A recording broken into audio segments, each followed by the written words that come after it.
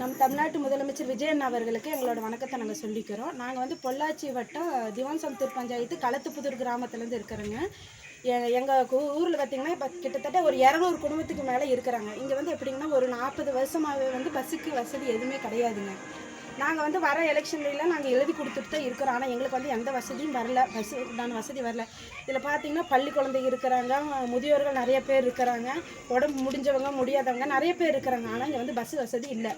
எங்களுக்கு பஸ்ஸு வேணும்னா நாங்கள் ஒரு 2 கிலோமீட்டர் தள்ளி போய் தான் ஆஸ்பத்திரிக்கே போகணுன்னாலும் ஒரு 2 கிலோமீட்டர் தள்ளி போய் தான் நாங்கள் போக வேண்டியதாக இருக்குது. அதனால் வந்து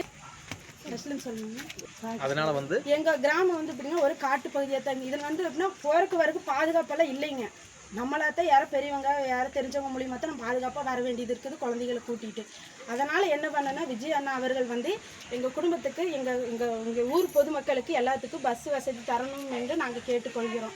இது வந்து எங்கள் குடும்பத்துக்கு இனியும் ஆளுகளாக இருக்கிறாங்க. மழை காரணத்துக்காக வந்து எல்லாரும் ஒவ்வொருத்தரும் அங்கங்கே இருக்கிறாங்க. முதலமைச்சர் அண்ணா அவர்கள் வந்து எங்களுக்கு எல்லாத்துக்கும் உதவி செய்யணும் என்று நாங்கள் தாழ்வோட கேட்டுக்கொள்கிறோம். ஓகே.